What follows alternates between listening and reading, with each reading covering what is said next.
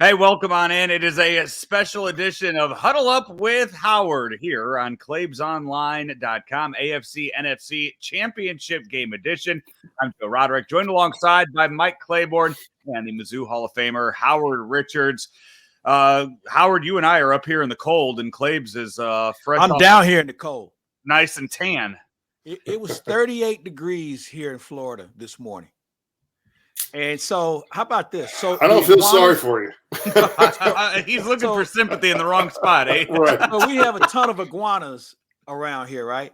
And once the temperature drops below, I think it's 45, they become immobile, where they can't move, they can't function, and they just fall out of tree. They're scattered all over the place, man. And they just lay there. I mean, they're okay. They just can't move. They're immobile. Howard, you know what that's like being immobile late at night or being cold. Hey, let's keep it clean, okay?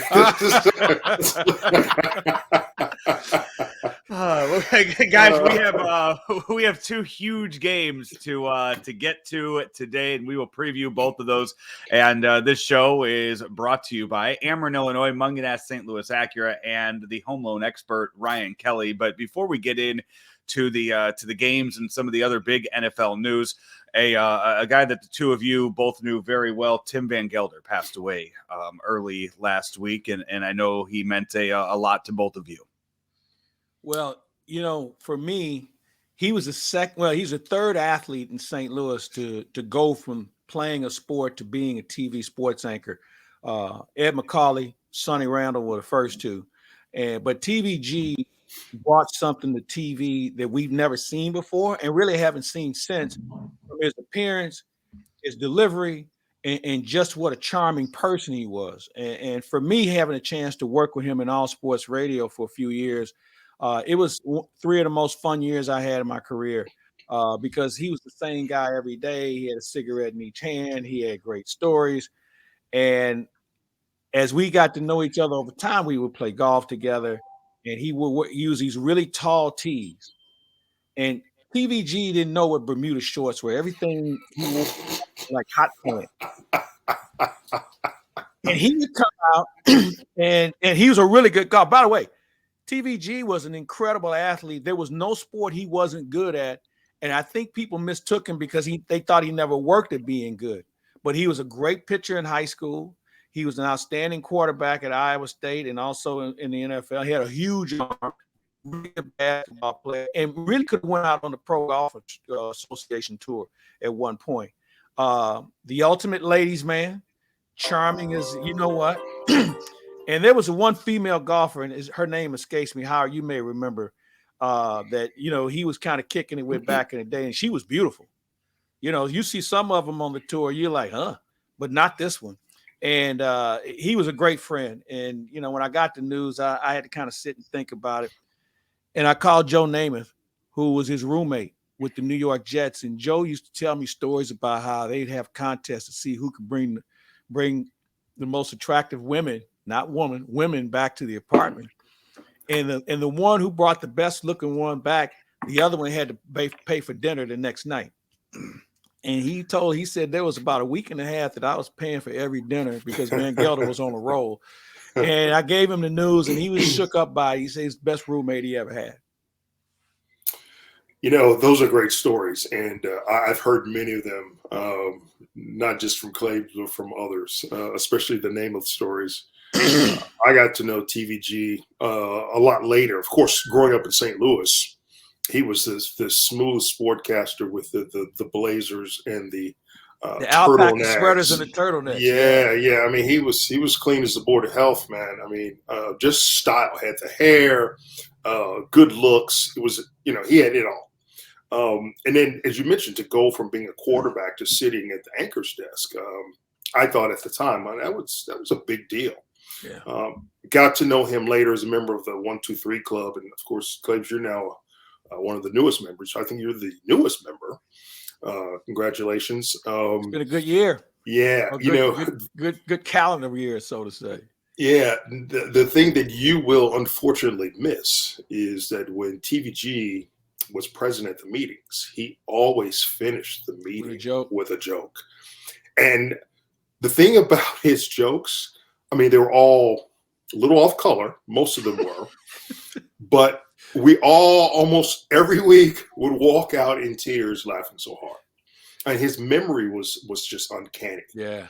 I mean, listen, I'm not one that can tell jokes. I mean, I can barely remember them. But I mean, he week after week after week. But then he admittedly made the statement that, I'm starting to slip. I can't remember these jokes anymore. Going back about another year and a half or two.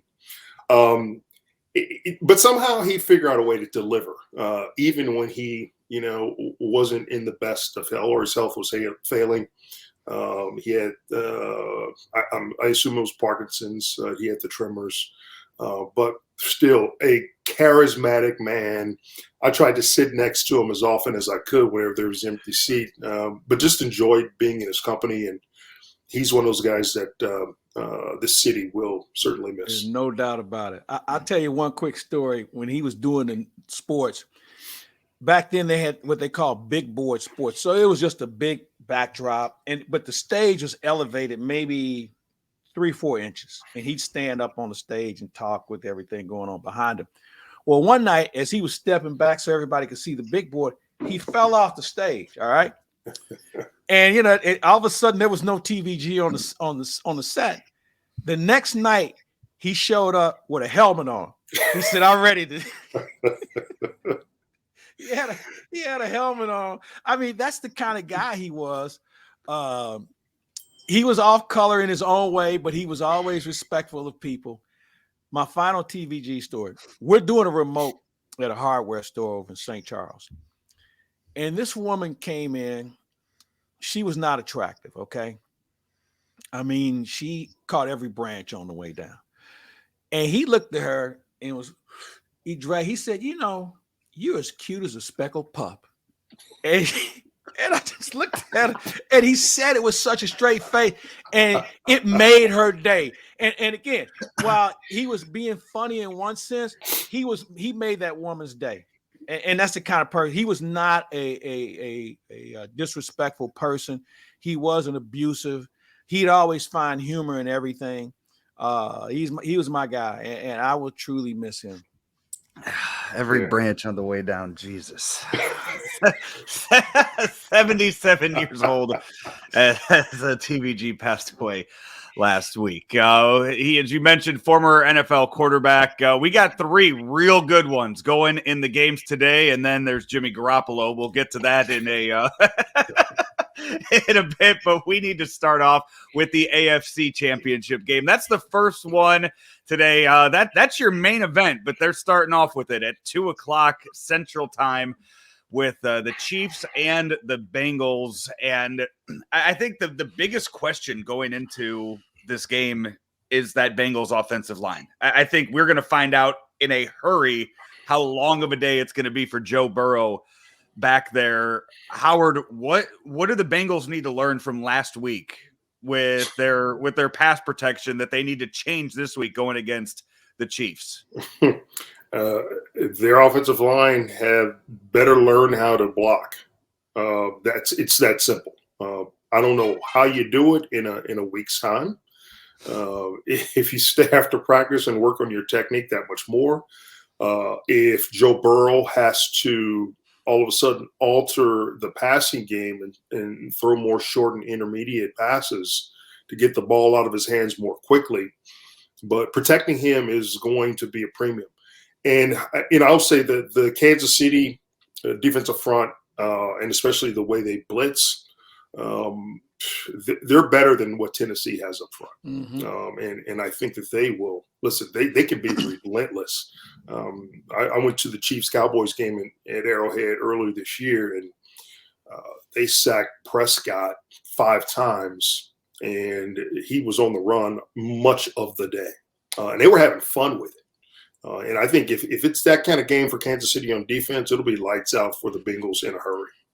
Howard, I kind of look at it. I think both teams are going to have to figure out how to block some people because Cincinnati they've got a couple of guys that can make it interesting for you. But I'll go back to Cincinnati for a minute. They got to do one of 3 things. They may have to move the pocket, and he may have to throw on the run.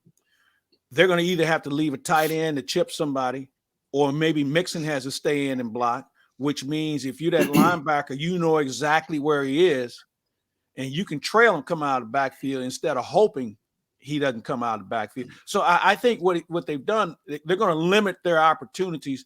You touch on something that's huge. I think if they can't get the ball deep to Jamar Chase, then he's just going to be a guy catching balls underneath, and they'll let him have that.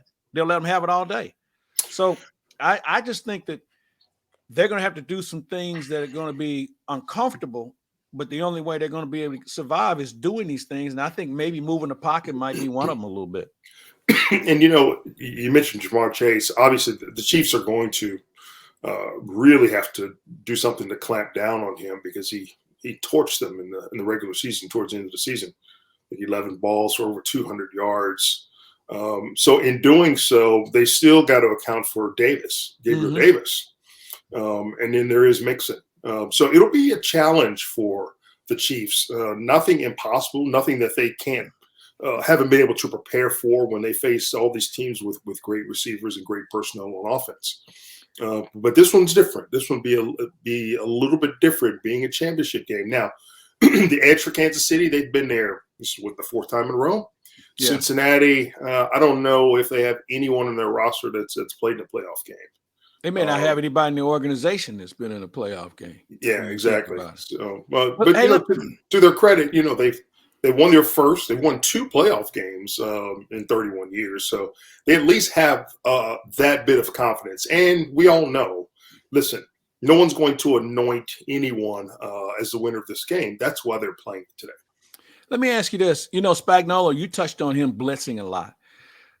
Does he try and send a message early and maybe empty the closet, or does he have something in his back pocket from an adjustment standpoint when he thinks maybe Cincinnati's kind of figured them out? Maybe he, like in basketball, you've been playing man-to-man all night and you've had success with it, and you call timeout, said, let's show them some zone just to see if they can counter it or not.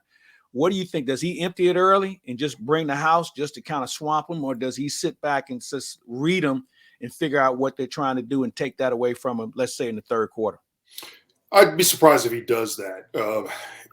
At this stage in the season, and now you're playing for the right to go to the Super Bowl, you better do what you've been doing that's been successful and do it well. To me, that is the best prescription for success.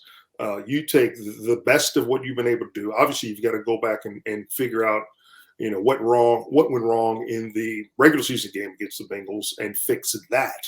But I can't imagine that you try to do anything from a cutesy standpoint or wholesale changes, because that's a surefire way to get beat. So again, Kansas City has to use its strength, beating those one-on-one matchups. And that's where I think they have the edge. Their front 4 against the Bengals 5, plus anyone that blitzes. If they can get isolations on those offensive linemen, then they've got a chance to really get Burrow on the run. And you mentioned something also. If they want to try to move Burrow out of the pocket, they've got to be able to defend those edges. So watch possibly for Nick Bolton, who is a good spot and keeping quarterbacks hemmed up. I mean, he's got the speed and he has the ability to be able to do that, if that is the assignment that he's going to draw today.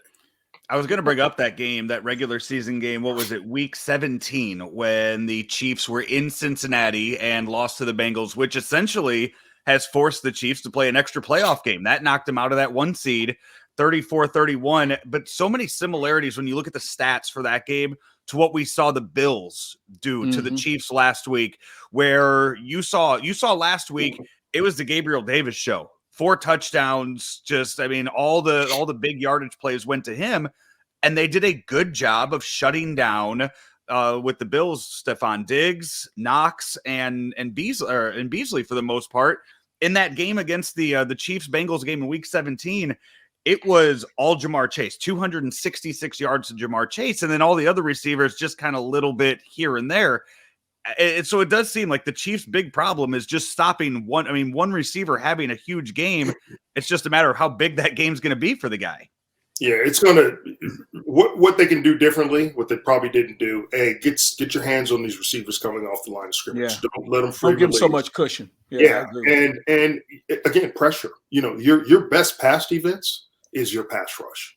If you've got Joe Burrow on the run, then it's going to be awfully hard for him to make those connections downfield. So I think that's where Kansas City has the advantage defensively, is with their defensive front.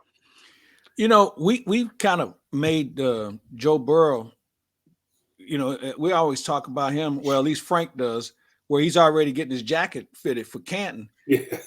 You know what? Let's talk a little bit about this team on the other side of the ball, who's got some weapons too. I mean, they've been here before. And what we saw last week and what they did against a really good Buffalo team, especially late, I still think that they're the prohibitive favorites because I think they've got the experience. I think they've got more skill. Their offensive line is finally starting to come together a little bit.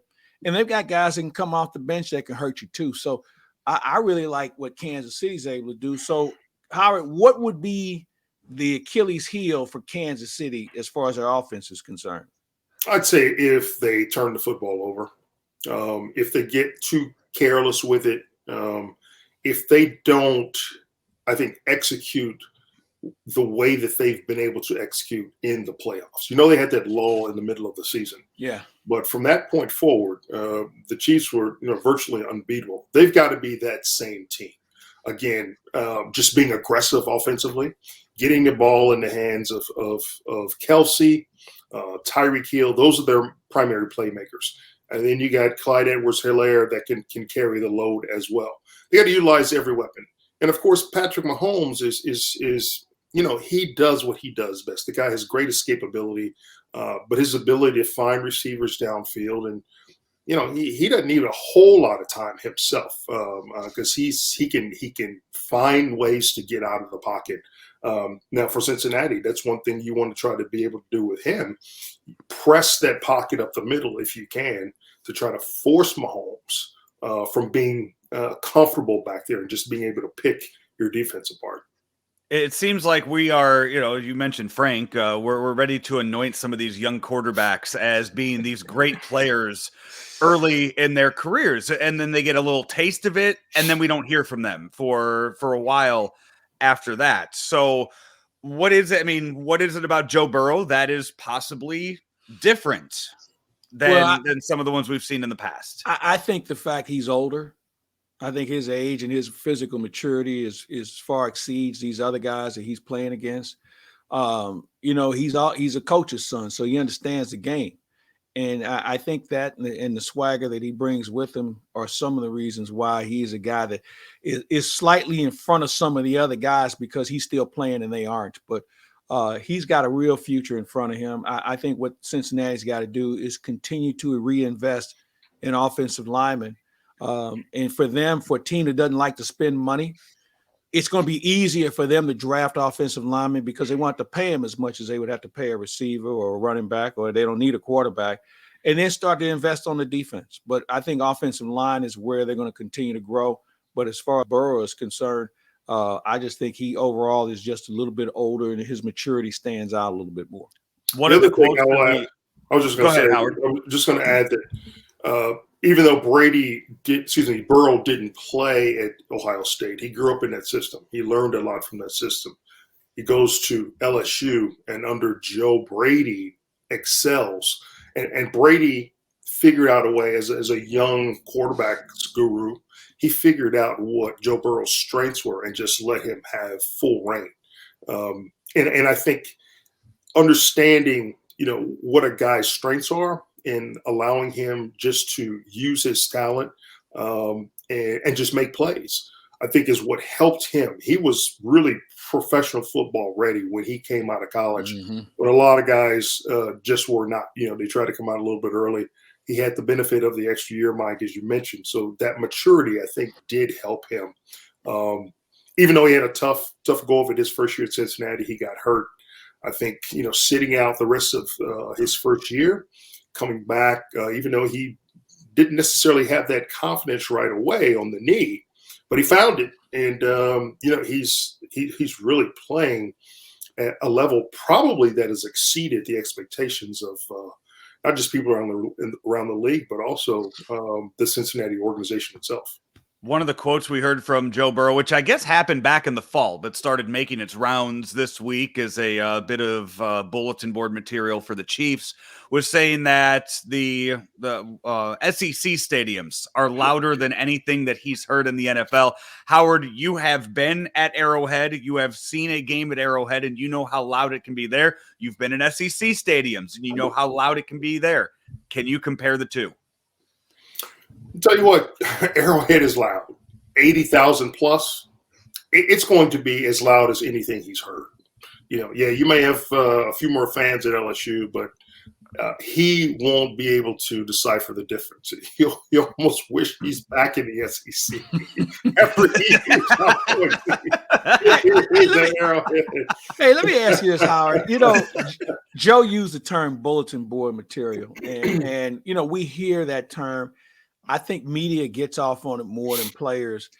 You played in this situation. How much of an impact does a statement from another player actually have? Because as Bump Phillips once said, you don't pay attention to anything after you get the shit knocked out of you the first time on the field. He said all that other stuff goes by the wayside. So for you, does it really mean that much at this time of the year? Don't you have enough incentive to play for other than worrying about what some guy said? You should. But I will say this, that sometimes if it affects you directly, coming from a guy that you may be playing against on Sunday in a one-on-one situation, I think it does sort of raise the ire, if you will. And they pay attention to it. If a coach thinks that something that the opposing team is going to irritate his team or sort of upset or get them more motivated, trust me, it'll be there front and center for all to see. So to some extent, yes, it does. And it depends on the degree of inflammation, if you will, that phrase or statement that someone makes. It depends on how bad it is.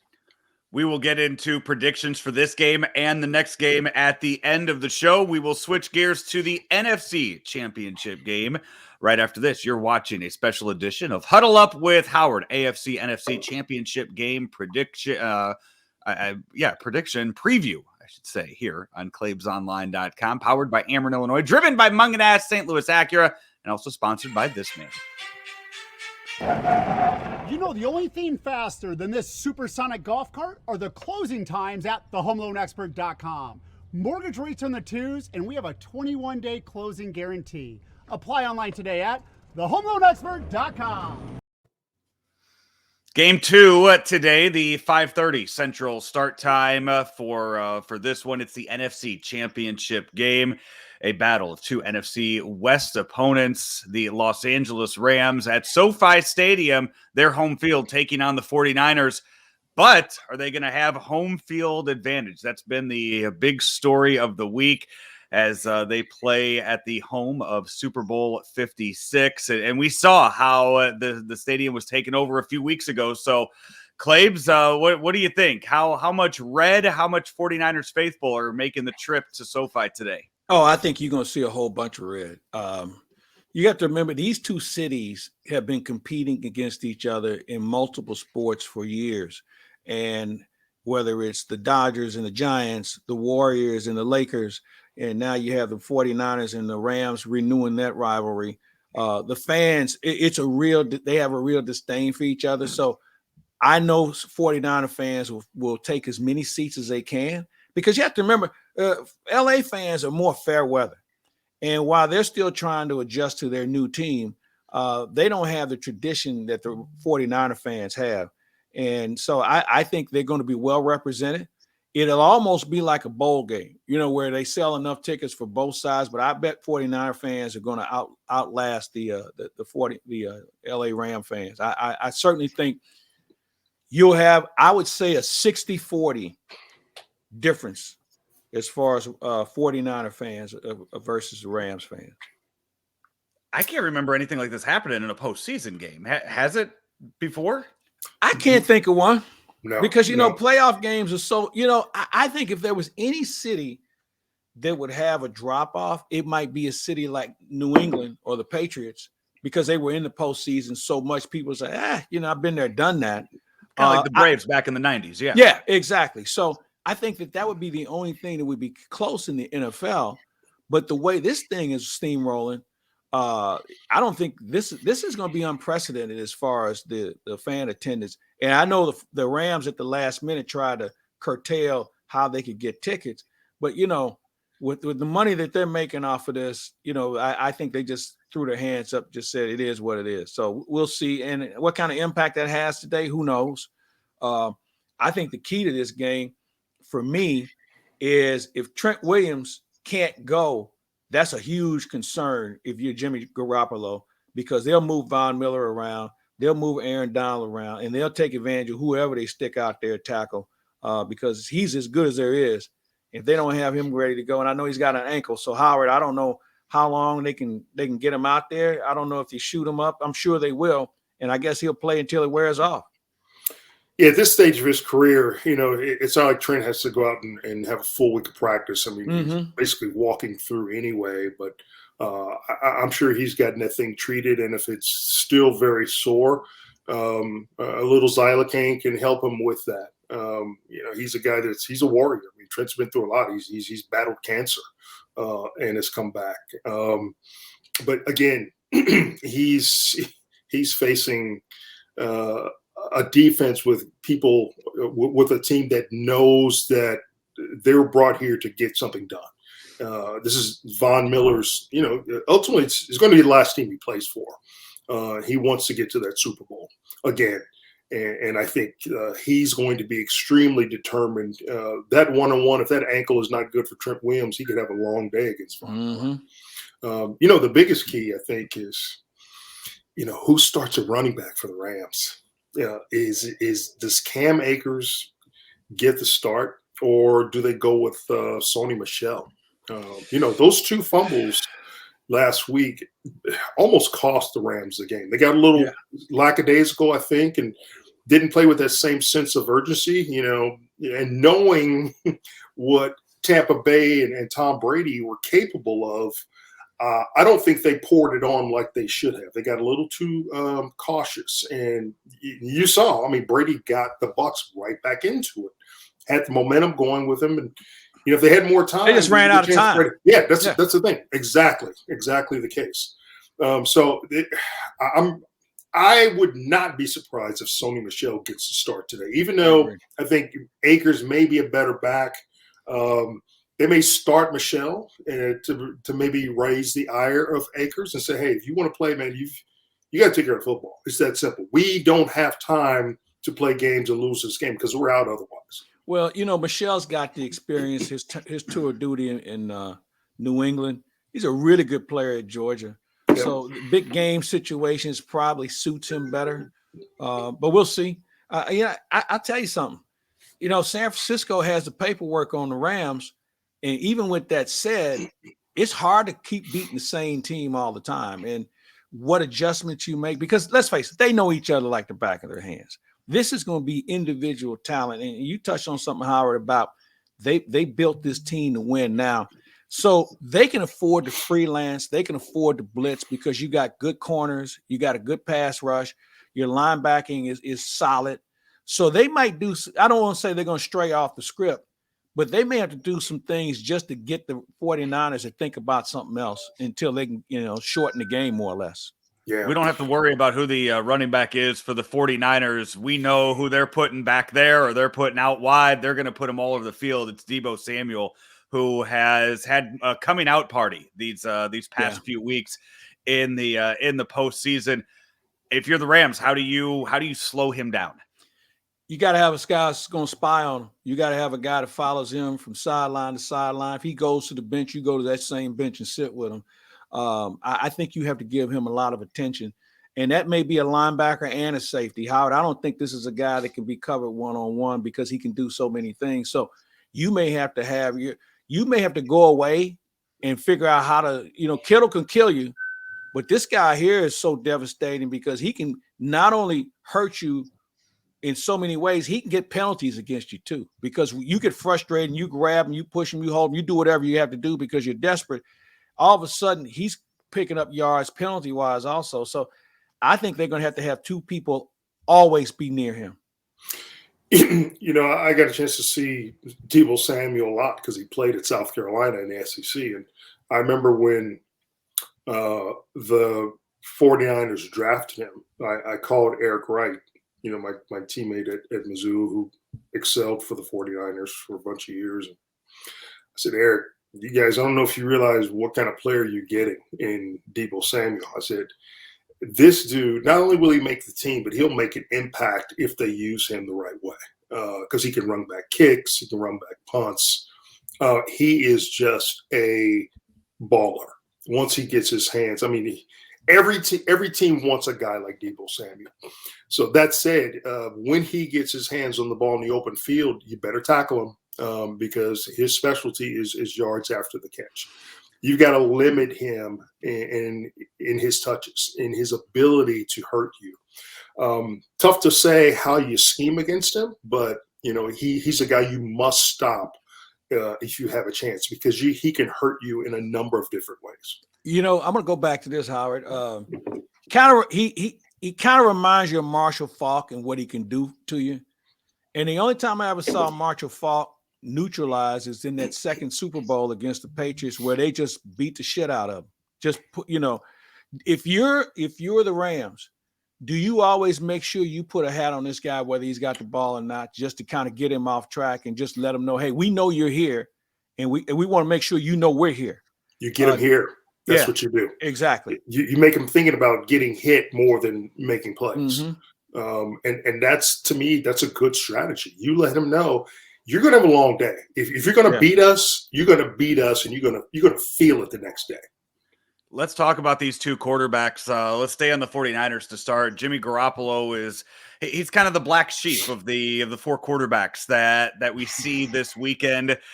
And as you watch a Jimmy Garoppolo game, are you watching it just waiting for him to make that big mistake that's going to cost his team or put his team behind and make them have to fight their way back?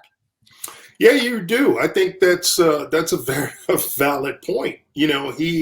He gets to the point where you just all in on him and bam, then he crushes you. He takes a step backwards. He makes a bad decision or a bad throw just to force it in there. And then it's like, oh my God, why Jimmy? Why?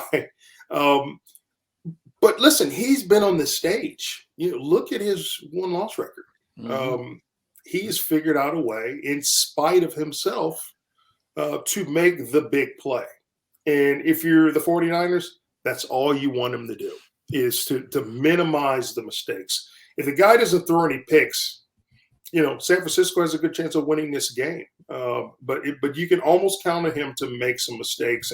But if you're the Rams, defensively, you need to force Garoppolo into making mistakes. Hit him, hit his sore thumb, anything you can, much like we talked about hitting Deebo Samuel. You want to make your presence known to Jimmy G and let him know that he's in for a long day. That's the other advantage that I think the Rams could have. If they take those two guys out of it, then, this game, they'll be playing in the Super Bowl in 2 weeks. For me, I'm going to take the opposite approach. I don't look for Jimmy to screw it up. I look for him to make a play when people don't expect him to make it. And the one thing we didn't talk about when it came to quarterback, that Matthew Stafford's the same guy. He just got a bigger arm. Yeah. Okay. And the thing is, and you touched on it, Joe, at least he's got some experience. Garoppolo's got some big game experience. Matthew Stafford is normally working the ranch at this time of the year, watching the game on TV. But he makes those same mistakes that Garoppolo makes. So I look at it this way. Both these guys have very good receivers that bail their asses out, okay? And whoever can rely on that guy to bail them out, I think is going to be the difference maker. But Garoppolo and Stafford are the same guy. One's got a bigger arm. Yeah, and I think the Rams are – I'm sorry, Joe. I was going to say – and I think the Rams have a slight advantage from the standpoint of playmakers. Yes. But again, it depends on Stafford. Stafford has to understand, allow those guys to make those plays. Don't try to do it all yourself by forcing it. If the play's not there, throw the football away. You have the opportunity to make plays on the next one. But you got to do it. you've got to utilize that talent on first and second down. You don't want to be in, thirds and longs too often today. Claims, you mentioned Stafford, and usually it's the end of January. Usually Matt Stafford and his wife are probably off on vacation somewhere, planning what they're doing the rest of the offseason, and they have to play a game today.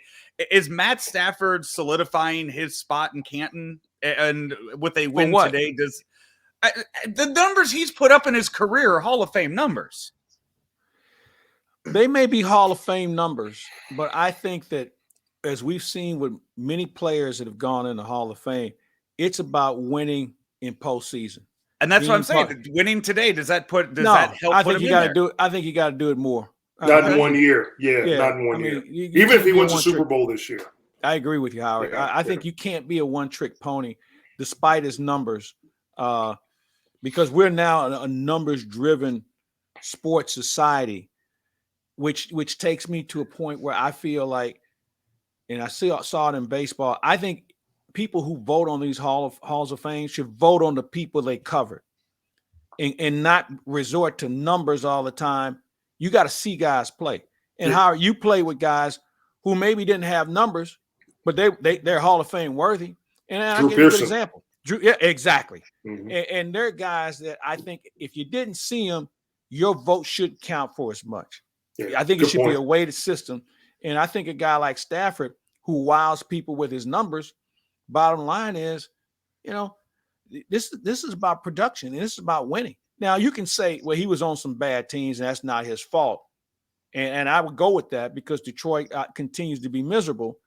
But how much did he make them better in a bad situation? So I think this could be the start of the conversation talk for him as far as Canton is concerned. But I got to see it a little bit more than what I'm going to see today. Yeah, good point. And I think, how does he perform with those extra tools that he didn't have in Detroit? Yeah. Now you've got Kupp, you've got Odell Beckham. Yeah. You've got some quality talent. And if you can't get it done with, a 1 and a 2 receiver, and you got some other playmakers on that team, then you could forget about any Hall of Fame talk. Yeah, and let's throw this into it, Howard. He's got a good defense that gives him short fields to work off of. Yeah, no doubt. Absolutely. Have you guys been surprised about Odell Beckham and how much he has thrived since moving to LA? No, not at all. I haven't. And I think just looking at where he was in Cleveland, I think he may have played in 6 games at Cleveland, no touchdown passes. And I believe now, since joining the Rams, he's got, I think, 6 touchdowns, right, in 10 games. But he's a happier guy. They're getting the ball to him. I think he had maybe, 12 targets and 10 catches or something like that in the playoffs thus far. So he should be relatively happy, and he's scored in the postseason as well. And I think, if the guy gets the ball in open space, it's going to be up to him. But he's a playmaker. And that's where Matthew Stafford has to, again, don't try to do too much. And also Sean McVay, scheme, devise a game plan where your talent is going to carry you. I agree. I think what he's done, Howard mentioned he's happier. I think he's matured a little bit too. Mm-hmm. And he's been humble. Yeah, no doubt. He's playing around better players. You think about the 2 quarterbacks that threw to him before now. Now, he caught Eli on the way out. And we don't know if Baker Mayfield is actually a good player or not as we speak. So this is an environment where he doesn't have to be the man. They've got professionals around him. You look at those other 2 teams, they didn't have a lot of pros. So as you said, Howard, he's a little bit more humble and he's taking advantage of it. So, yeah, I think he's a guy that really has some good years in front of him if he can stay healthy. And so far, so good. Yeah, I think he's become a more likable player also. The tantrums. No one wants to see this stuff in the sport. Guys pouting. Come on, you're paid too much money. Go out there and perform. Be happy and just help your team. But no one wants to see guys whining at this stage. I mean, it's embarrassing. So I got a theory, Howard, and you would know this as well as anybody. Whenever you see a troubled player in the NFL, he's either playing cornerback or he's playing wide receiver.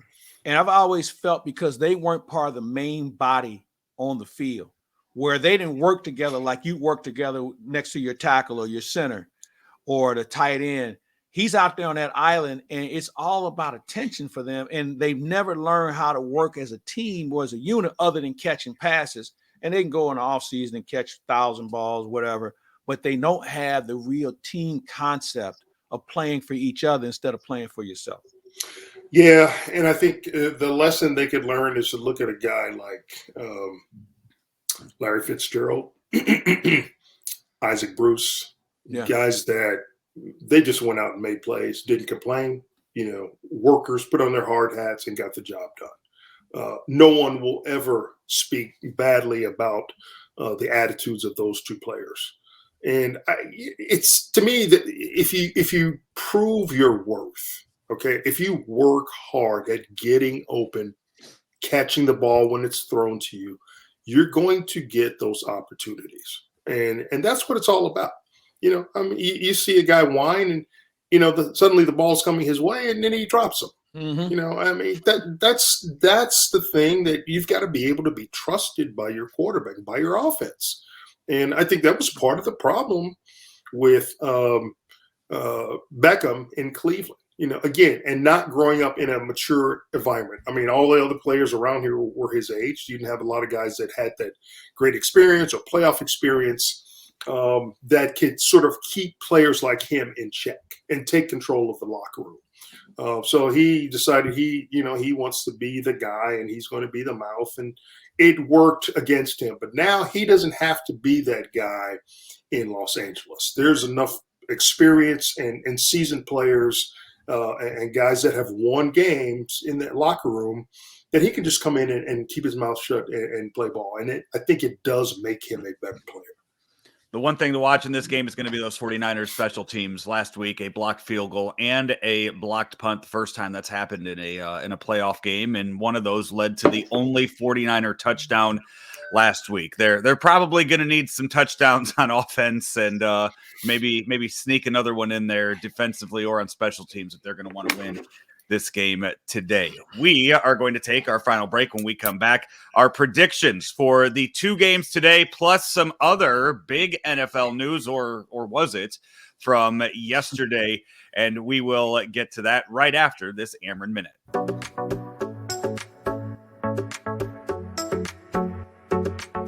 The pandemic has been the ultimate game changer for many companies, and Ameren, Illinois is no exception.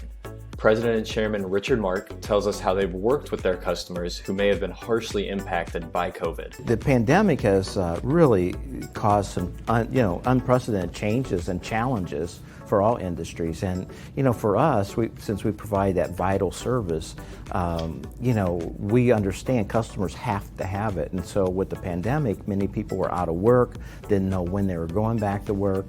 So some of the things that we tried to do was say, how do we help those customers along? How do we provide some money to make it available if they couldn't pay their bill? How could we maybe suspend late fees and late payments and those types of things? So what we try to do is work with our customers. We provided last year over $26 million in billing assistance for customers to help. And basically, if the customers couldn't pay, we didn't cut anyone off and tried to just understand what was going on in the communities. And I think that's really the real core and the basis of what we try to do.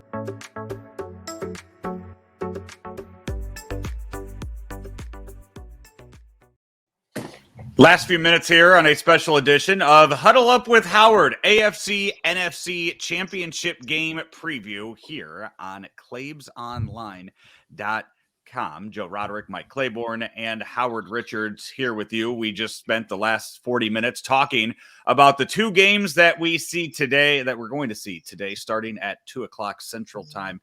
AFC up first, followed by the NFC game at 5:30. We're going to get to our predictions in just a second. But yesterday, the NFL world was abuzz as Mike Silver, Adam Schefter, Jeff Darlington all reported that Tom Brady was announcing his retirement after 22 seasons in the NFL. But a few hours later, it came out that Tom Brady said, "No, hold up, I haven't made that decision just yet." Claibs, where did the media go wrong in this one? Well, they wanted to be first instead of right. And we saw that twice this week. We saw it with Justice Breyer. They didn't give him the respect to let him make the announcement. And I think that what Tom Brady's done for the game of football and sports, he deserved the right to be able to break that news himself. And that's what I have a problem with. Now, if it's me, I probably never talk to ESPN again. And I'd always remind them about that. And I just think that we got to be more conscious of people and what's going on in their world instead of trying to be first. Now, Brady might retire, and I'm sure Schefter will say, "Well, I told you so." But no, you made it seem like it was going to happen like tonight or tomorrow or whatever. And it really pissed me off because I think guys like that deserve that opportunity to stage their exit in a professional manner. And Tom would do that. And I don't know when he's going to do it, but I thought the way ESPN and Schefter, and he's done this before, I think it's all wrong. Howard, is this enough to piss Brady off to say, you know what, screw it, I'm coming back one more year just because they said I wasn't? Yeah, that would be a reach if he were doing it for that reason. I can't imagine he would do so because he's got a supermodel wife that really doesn't like the fact that he plays this game. She wants him around to be with her kids and to go on all these exotic vacations. And she makes more than he does, which is crazy to think about. She's like $400 million net worth. Yeah. So I'm kind of speechless about this whole thing. Here's what I think. If I'm not mistaken, there was something from either Brady's Twitter account, TB12. Yeah, they posted something after. Yeah, but they posted it after Schefter put it out there. Yeah, and then they took it down. Confirm it. And Schefter and Jeff Darlington, these guys are seasoned professional journalists, right? I mean, they should know, especially a story this big. Mm-hmm. You got to hear it from the source first, because otherwise you're just speculating. And yeah, they're both praying like, I hope he retires just so that I can look like I knew what I was talking about, because the throats are going to be cut if he decided that he weren't going to play, or if he. And I could see Brady doing this, just delaying it. You know what, Howard? I would delay it, and I'd wait until after the Super Bowl when the dust was settled, and then I'd post it myself that I'm retiring. And I just, the way this was handled was all wrong. It was all wrong. Yeah. And here is something to consider. I sort of figured that Brady this would be the time to do it. Tampa Bay is going to go through sort of a mini rebuild, if you will. They've got a lot of puzzle pieces to replace. Yeah, they do. Bruce Arians is not in the best of health. And if you watched him this year, I think he looked overly stressed this year. I agree. On the sidelines. He just didn't look comfortable to me. He didn't look like he was enjoying himself. And that Antonio Brown might do that to you. Good point. Great point, Joe. And for whatever that reason. So I'm thinking, Brady, maybe while the getting's good, knowing that, I don't want to go through a season where we're middling and maybe not even have a chance to get back to the playoffs, let alone make another run. Then you got to go through the grueling offseason. Yeah, we know the guy is in shape, but how many more times do you do it? He's 44 years old. At some point, just walk away. No one's probably ever going to eclipse his record of 7 Super Bowl wins, or even get close for that matter. But, here's the other thing. Let's throw this into the equation. You talk about Arians. What about if Leftwich gets a job? Yeah, that's the other thing. He may get that Jacksonville job or some other job that we don't know about. So, you know what? I agree with you, Howard. I think because if you remember, they brought a lot of guys back on 1-year deals because they wanted to take one more crack at it. They got some tough decisions to make about some players on this team. Yeah. And it's going to have a different look. I don't think there's any doubt about that. What about Rob Gronkowski? I think Gronkowski stays if Brady stays. Brady stays, I think if Brady goes, Gronkowski will probably go do something else. I mean, you got to remember he took some Mm-hmm. injuries this year, and you know what that's like, man. With each year you go back, there's a good chance you're going to get hurt even more. So I think they'll lead together, which will put New England Tampa in a very difficult situation of filling two huge voids. Now they got some good players. Don't get me wrong, but starting at quarterback, that's going to be interesting. And I got news for you: Blaine Gabbert's not the answer. Okay, he's not the answer. So they're going to go out and shop for a quarterback too. And now the problem is who's going to fill Brady's shoes, because they won't remember whose shoes Brady filled. They won't remember him, but they'll remember who fills Brady's shoes. You can't fill Brady's shoes. All you can do is put your shoes right next to his. Yeah. And if Gronk leaves, if Gronk retires too, and Brady does, as Jason Cole, NFL Insider, pointed out, he's one of the guys that's on the Hall of Fame selection committee. Here in a few years, you might have a Hall of Fame class of Big Ben, Tom Brady, Rob Gronkowski, maybe Aaron Rodgers if he decides to step away. No, his ego won't allow him to step away. And that's he can still be the guy without Brady in the spotlight. Rodgers could still be the guy. Whether it's in Green Bay or whether it's in Denver. Yeah, no one knows. I mean, that's a oof. How short would that NFL Hall of Fame meeting go if those four were all in there? It'd be a debate for one spot. They've already voted. Yeah, right. Those three are already in. So there's another guy they're going to bring in who probably should have been in before now. He'll get in, and then they'll go home. They'll go have a card party or something. Just about the Hall of Fame, and I've been wanting to talk about this.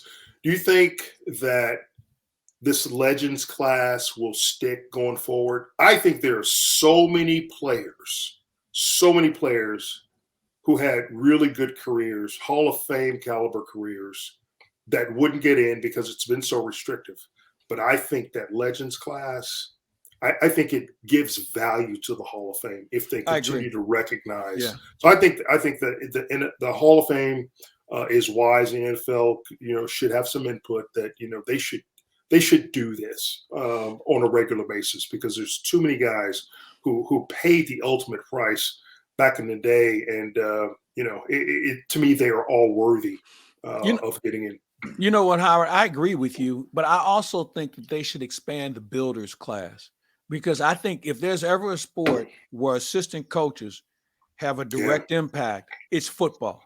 Yeah. And there's so many guys that have earned their dues as an assistant. Maybe they weren't good head coaches, and you play for guys that would probably fit that category.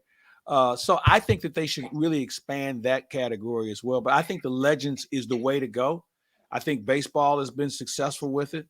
I think the NHL has tried to do more of it as well. And it's only fitting that the NFL and football should try and look at this even further, because there's always a guy that's been left out. And I think the most unfortunate thing is we see guys that don't live to see going in the Hall of Fame. Mm-hmm. Or we see guys who don't live long enough to enjoy being a Hall of Famer. Yeah, exactly. So I think we need to address that.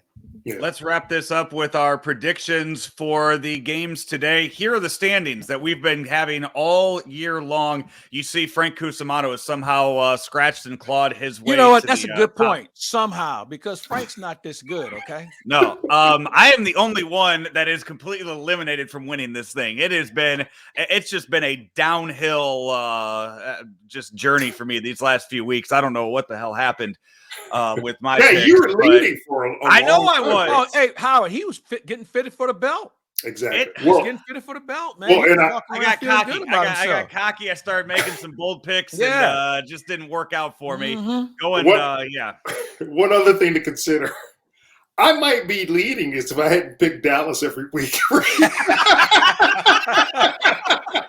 Howard, I think I threw Mizzou on there a few times during. Right, yeah, exactly. Man, you got to vote with your heart, man. Oh, Jesus. Now, you're right, Howard. You would, you. I would have wanted that. Exactly. You know what? This whole thing would have went away. We wouldn't be talking about it. We just would have given you the belt, and you could have moved on with your life, man. That's what I can already tell you. I can already tell you, Frank, who's in the lead, has picked the Chiefs, and he's picked the Rams. Bingo. Wait a minute, Frank. The Rams? No way. No way he picked the Rams. No way he picked I know the he Chiefs. picked the 49ers. There's no way he picked the Chiefs. Frank, I have been waiting since Frank sent me that. He emailed me back right away with those picks. I have been waiting since I think it was last Tuesday for Frank to just send me a text saying, hey, change my picks, and it has not happened yet. Well, so as of right now, Frank has those. Yeah, almost immediately, Chiefs and Rams. I have been waiting for 5 days now for Frank to change at least that Rams pick. I thought that was for sure going to be changed. Well, right. I've been told that in Frank's office, he has 3 posters: Larry Bird, Drew Lock, Joe Burrow, and he's got a dartboard with Stan Kroenke's face on it. That's what I've been told. So how he cannot pick Joe Burrow, who he would take out on a date tomorrow if he could. He loves the guy. How he didn't take him, there's something wrong. But you know what? Let him have it. That's crazy. And Monique loves Jimmy G. Exactly. I mean, I don't even know if Frank comes in the door without. Well, you know, it's a Sunday night. She'll be asleep by the time he gets home, so he got no shot tonight anyway. So he's done. I'm texting him right now. I'm telling him live now. No. All right. I just want to make sure. Let him have his day. Because, all right. You know what? You do need to call him because those are the 2 teams I'm picking. I'm taking the Chiefs and I'm taking the 49ers. So those are I've got the Chiefs and the Rams. And again, just to be clear, I'm not a Rams fan. I'm just picking the team that I think has a slight advantage in this game. And because I have nothing to gain for any of this, I just went with Bengals and 49ers because it doesn't matter what my picks are. So I'm just going against what everybody else did for some of these. This is breaking news on Frank here, man. I know. And, I think Frank is somehow hacked into my email because he went from like nowhere. I mean, he was like, I agree with you. At the bottom. And now he's in the he league. might be getting some help, man. His son might be helping him. Monique might be Monique is probably helping him for sure. Monique's, she might like the color of the uniform or, something Claibs, like that. I still don't understand your Eagles pick in the early rounds of the playoffs. I'm still confused by that, and I think that's what sets you back in these standings right now. And I think that you changed your mind on that one last minute too and went to the Eagles. I don't know what the hell you were thinking. You know what? Didn't go with my first mind, and it cost me. It cost me. All right, guys. Games start again at 2:00 today. 2 hours from right now, you get kickoff for the AFC Championship game. It'll be Chiefs and Bengals at Arrowhead, and then 49ers and Rams in SoFi Stadium for the late one. Guys, enjoy the games. Claibs and I will break down the games tomorrow on Lunch with Claibs and Joe, coming your way at noon right here on all of our formats of claibsonline.com. We want to thank our sponsors today as we have been powered by Ameren, Illinois, driven by Munganess St. Louis Acura, and also sponsored by Ryan Kelly, the home loan expert. For Howard Richards and Mike Claiborne, I'm Joe Roderick. Enjoy football today. St. Louis Acura was the #1 Acura dealer in Missouri in 2021, and we were the 17th in the nation for Acura sales volume. We sell over 100 pre-owned vehicles monthly, and we service all of the makes and models that we sell. We are waiting for verification of our 30th Acura Precision Team Award, the only dealer in the nation with so many awards for customer satisfaction and dealership performance. We have 300 pre-owned vehicles in stock right now. St. Louis Acura, better than ever for you.